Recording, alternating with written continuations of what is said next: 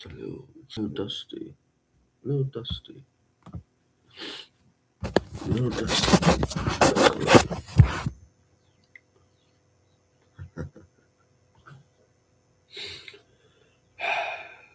I don't know. I don't know.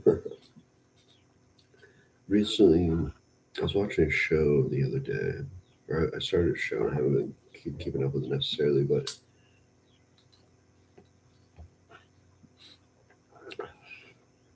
um, it's called Silo. Um, it feels very of the times. Let's just say that. Feels very of the times. It feels like definitely people who are tuned in or who are very what I mean by tuned in, but I mean like very tuned into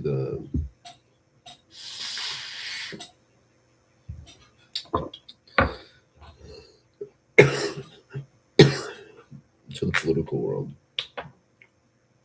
to the world of ideas, the world at play today, societal sort of um, I guess the societal role as well as the political role in our world.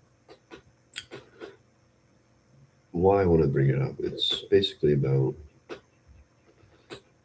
people getting forced into a silo for many years, 100 years or more, 140 years, I think, and they lose, touch with the world before, the the the life before, why they entered the dome in the first place. They don't know why. There's there's obviously higher ups in the dome who are kind of like gatekeeping why, but the objective is the outside looks really bad and you can't go outside, and they kind of show you it, but it's on a screen that they show you it. So I'm not gonna sit here and tell you the whole fucking show, but really good show. I thought. I'm still finishing it, still going on, but there's a concept within it that I thought was really interesting. They can't like certain items from the past are very dangerous. They're called artifacts, and they're as simple as just like a Pez machine or something, a very small form of like a Pez machine, right? And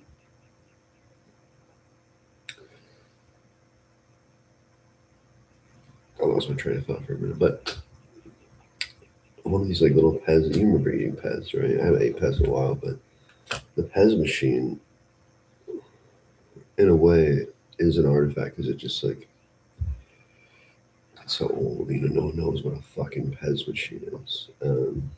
In the dome or in the silo, and you can't own these things because they make people question, the reality before. And the idea is to keep everyone sort of fixated on the silo to even like keep it thriving, right? But there's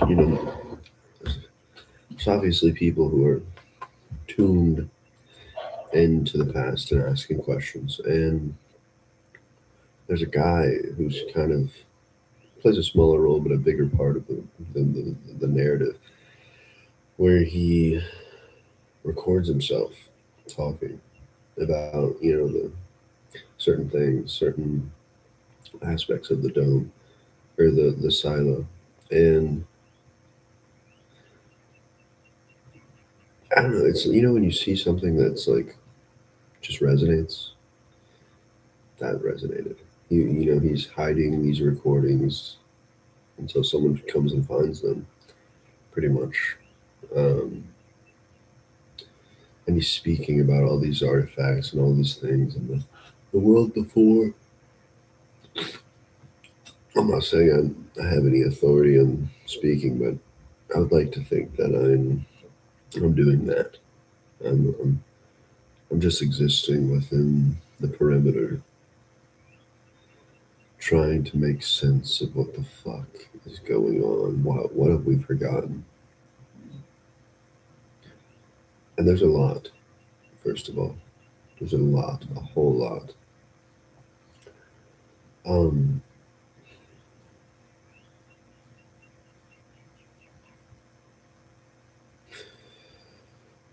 I woke up and like immediately because I knew I was getting up this time. So like when you go get up in the middle of the night and you have to use the bathroom and then you go back to bed.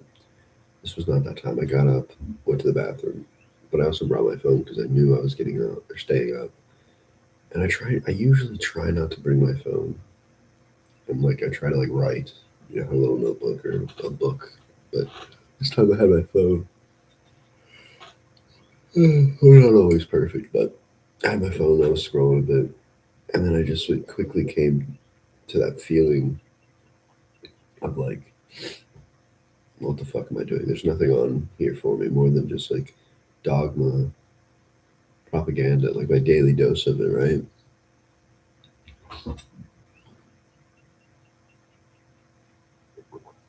And I, I guess the thought that arose was more or less just why do I feel the need to scroll sometimes? And I don't always do it. Like I try not to. I try to just sit there with what I'm doing, with the focus, and really just be there. And I think that's a great way to to navigate this current situation.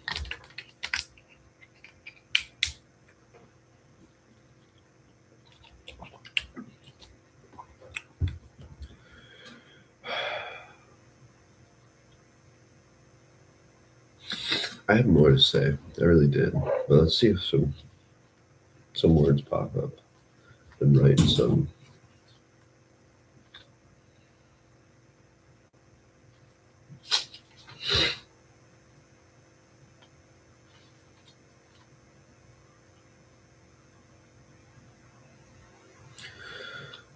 An artist collects unspeakable artifacts, worlds and entire universes inside. Some people just need access, a direct output of expression. Excuse me. I wrote this little thing. Well, excuse me, I'm proud of it.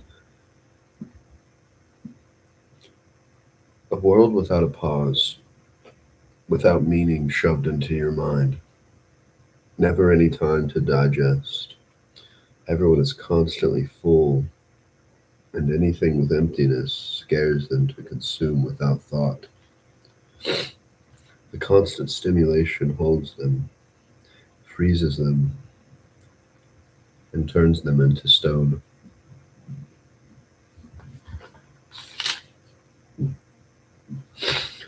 I guess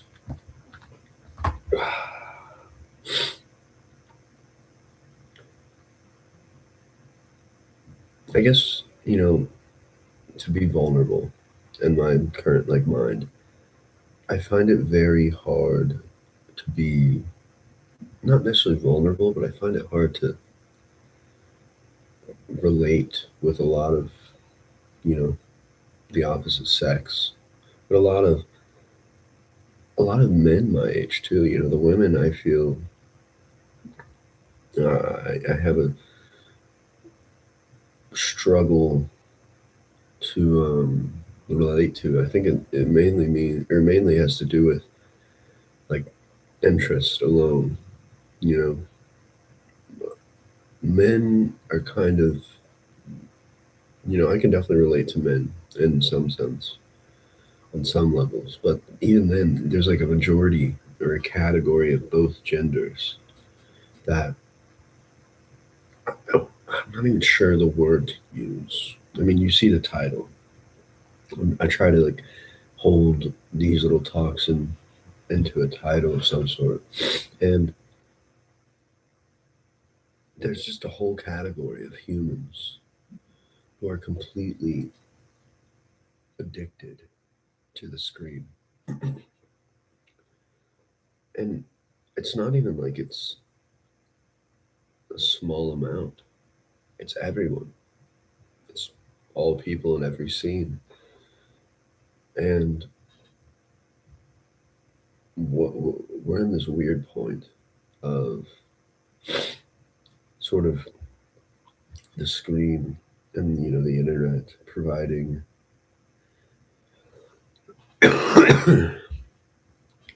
a mirror to what you show it, which ultimately gives it some authority over you because it provides what you want. And anything that doesn't provide what you want is inconvenient. It's not necessarily wrong or evil, but it's inconvenient for the individual. And it trains and adapts into each generation that is passed along the internet.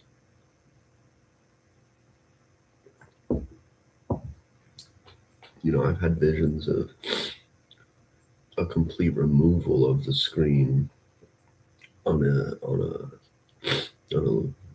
I guess on a home level, I guess you would say. And all it gets replaced by, the screen is not necessarily how do I say this? What gets replaced on the home level, there's not like the direct access to the internet. Like, well, I guess it's more the direct access. The screens might stay, but you won't be able to directly access the digital library anymore. Not unless you have to really pay for something. But I imagine these hubs of, I mean, it's similar to like a coffee shop, I guess, or a library, but completely surrounded and meant for screens. I think that might re-tribalize a good majority of people. And, that's how you can access, what you access, and you can be monitored more, which I think is really scary. I just imagine that. Obviously, time is, much slower than our ability to think, and the screen is instantaneous. So even then, time and the screen are very, very different aspects of reality and our perception and how our perception perceives these things. We walk inside the screen. Time itself kind of surrounds us, but we literally will, sort of lose our body entering the screen. Everything on the screen becomes a sort of dictative mental image that if it doesn't match what you have to offer or what your offering is, you can always look more and more and more. An endless sort of thing that never really stops or has a fixed point of view.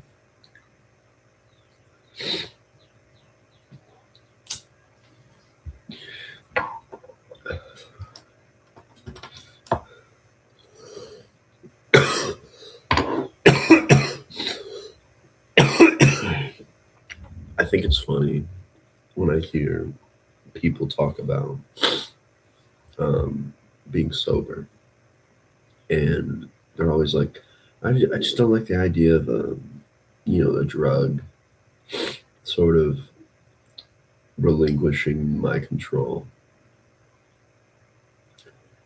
And then they're drinking caffeine, drinking and eating sugar.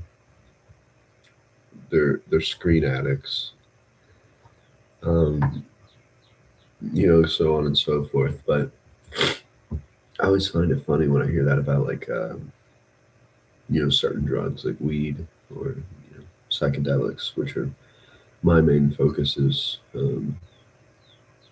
Just because there's a very, very different thing I've experienced with psychedelics that I've never really experienced anywhere else. And I don't know if I can. I mean, I've experienced very like thrilling things in many different forms, but there's a lot of I don't know. There's something else inside the psychedelic experience that I think is I don't know foreign, maybe intelligent in its own way, has its own communication inside of it. Um,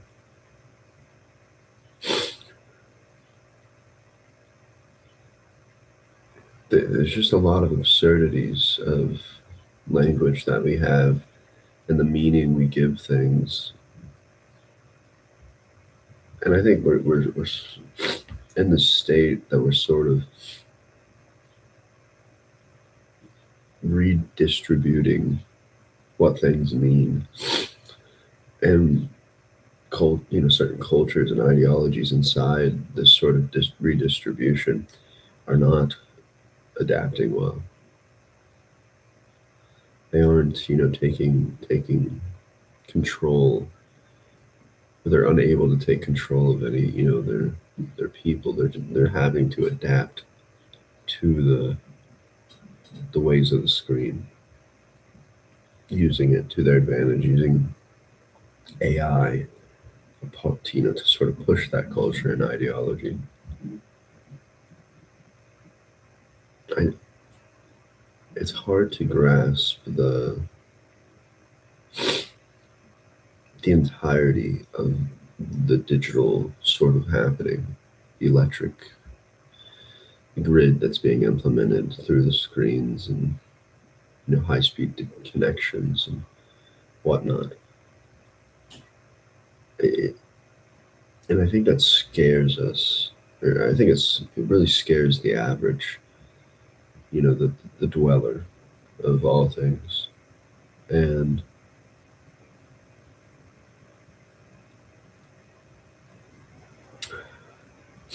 it also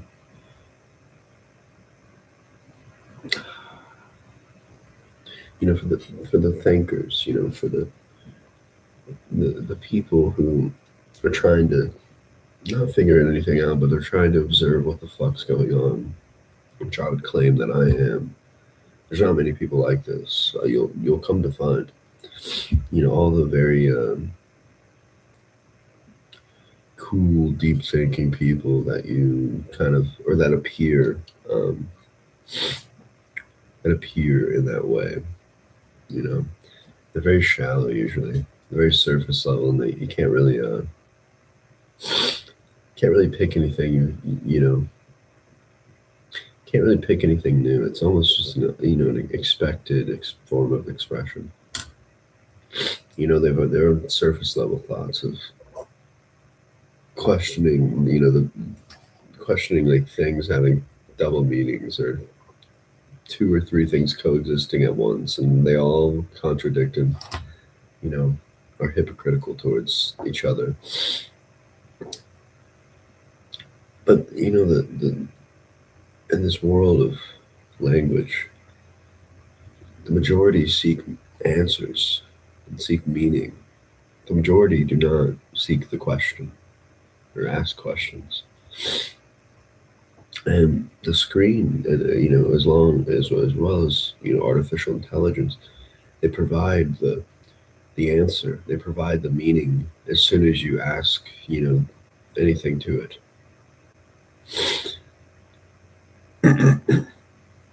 and it's almost like matter of fact to the people who believe in it, first of all, as well as the people who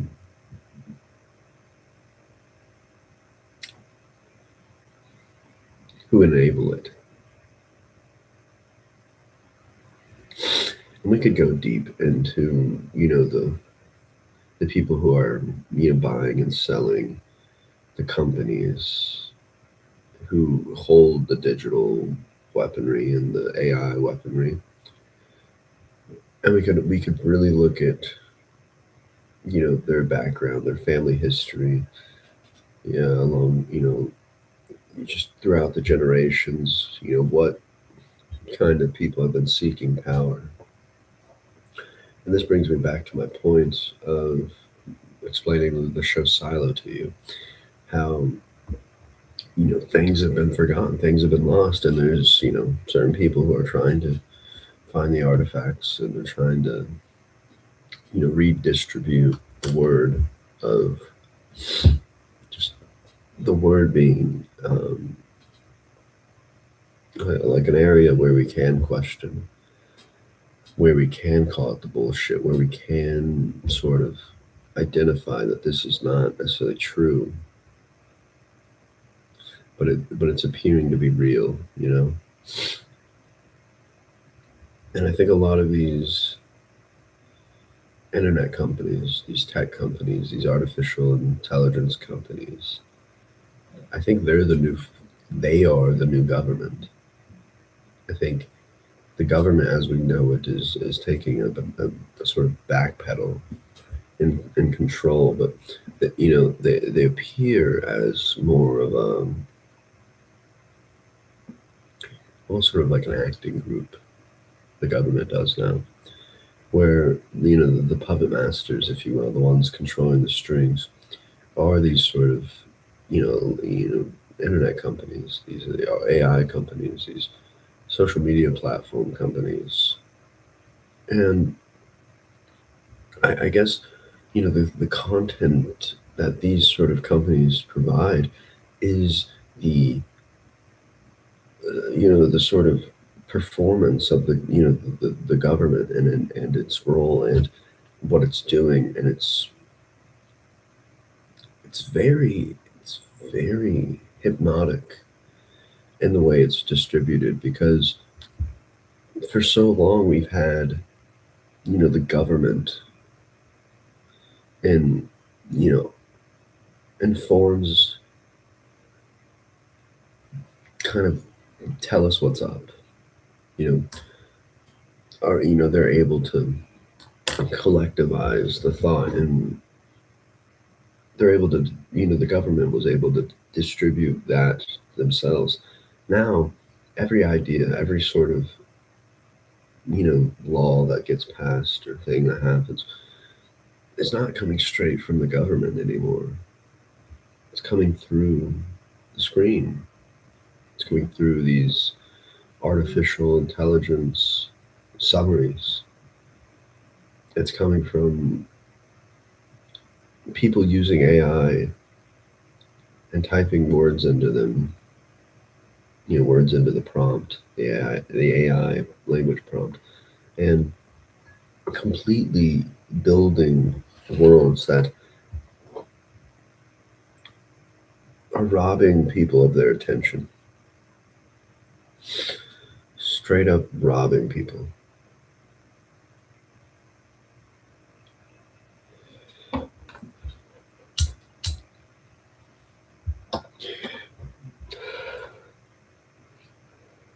And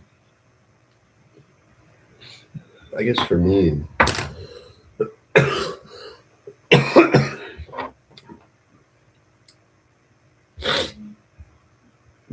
the screen, the AI is controlling our attention. It's dictating our intention. It's dictating our expression. It's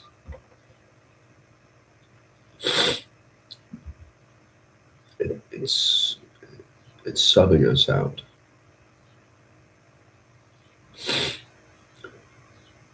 And it's not like these tools are inherently bad. It's the ones who are weaving the sword, who are controlling the narrative of the pen, who are controlling the mental image, the environmental image, the physical image.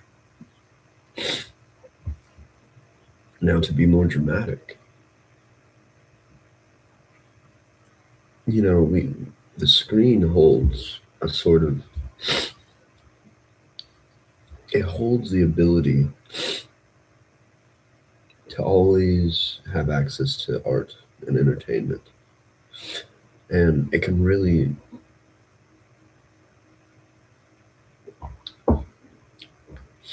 capture people in these sorts of time, freezes people in these sorts of forms of expression. And that's all they know. And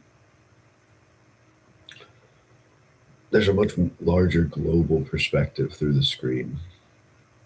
And it's destroyed and it's killing the local perspective of people. You don't know your neighbor. You really don't. Not anymore. Not as many people as there are near you. You don't know all your neighbors. You know celebrities more than you know your neighbors, so to speak. You've seen celebrity faces, more.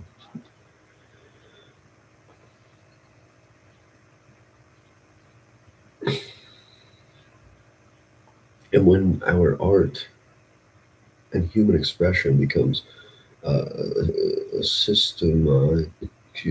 a systemized weapon of financial gain, of commercialization, it destroys the spontaneous aspect of art, the otherworldliness of art, the what the hell is going on sort of thing. And why are we allowing people who are not artists, are not, world builders, they're conquerors, they're world conquerors? We're letting these people dictate our environment, the mental image, the content of screens, and the content of our local environment.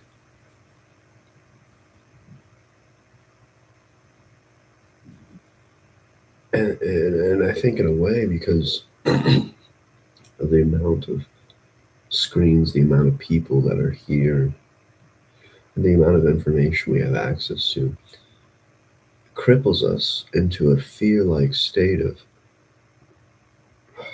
I better just hold on.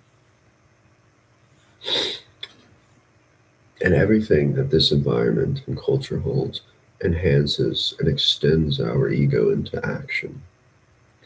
And you'll find that a lot of these groups of people, these niches of people who are, self-proclaimed activists, self-proclaimed believers of the movement, believers of revolution,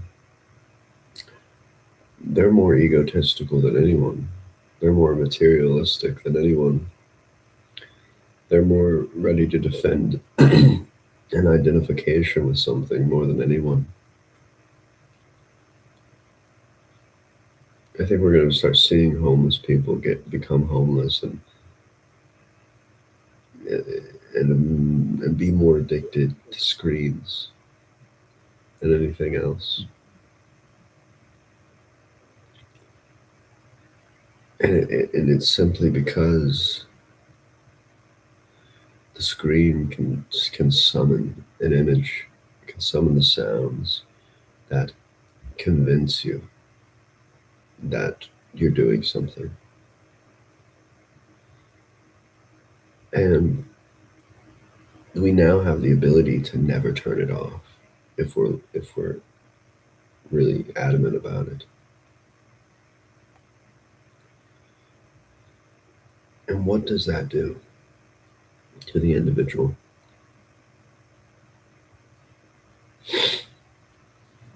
Is there a cause behind it? Sure. There probably is. People have probably thought this up and have really wandered and wondered about the impacts of it. But you know who hasn't? Us. Folks, the common folk. Because there's no time for it. The cost of everything now is kind of absurd. Everything is a fucking subscription. You have to buy into the access point. Social media has created this more performative side of creation and expression, and just going out in general feels like you're in a competition of image, a competition of aesthetic. And to really break down people's ego in conversation is almost impossible without, I guess, without, certain substances being near to cling to. Screens, alcohol, sugarized vaping with nicotine. And, there's people who are questioning it. There are people who are acting upon it for sure. I'm generalizing on a majority level.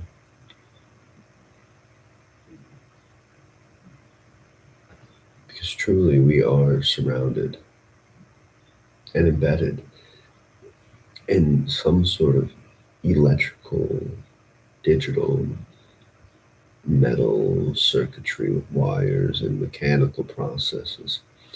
We're embedded in this sort of prison of imagination.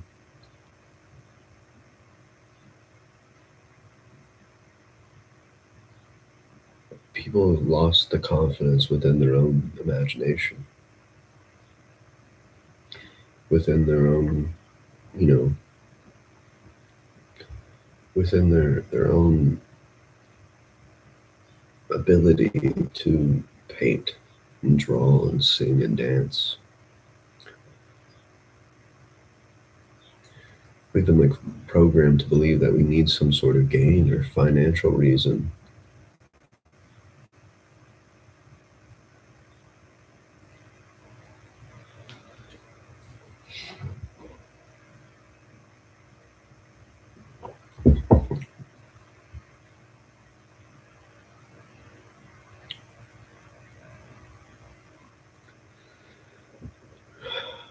There's a lot of work to be done. Not necessarily for me individually, I'll do my work and I'll play around as long as I can, but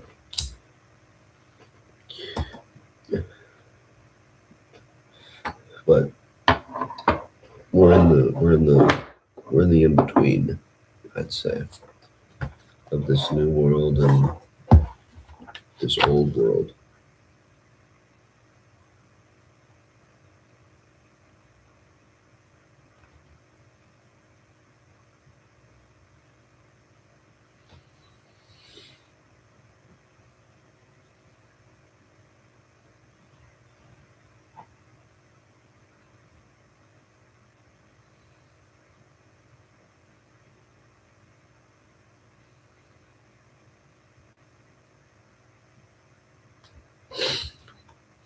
Many think the question and only vocalize or express their answer.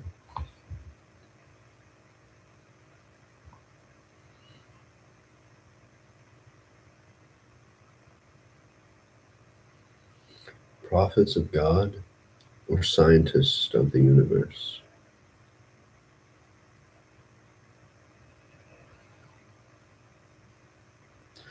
The greatest absurdities lies in the unknowable or the unspeakable, because we can see the domino effect of this, but to name it is impossible. It prefers to be unnamed. Have no shame or guilt in what you do.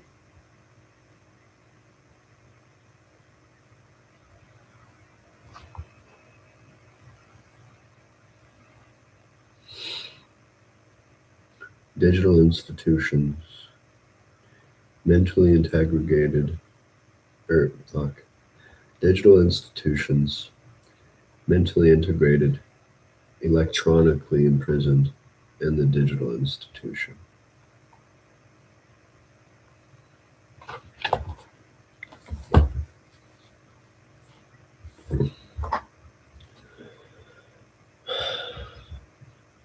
There's a lot of work to be done.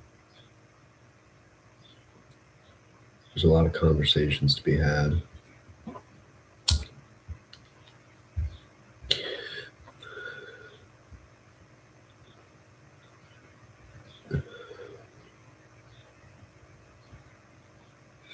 Some people aren't ready, and then they probably never will be, but you'll be the content of their life.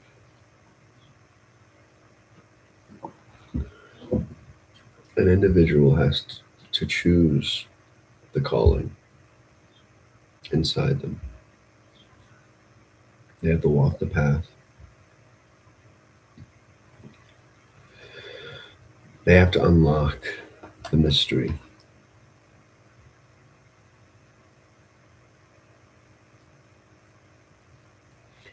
And it takes time, critical thinking, intention, and it takes the control of your attention. Where are you tuned into? Where are you focused?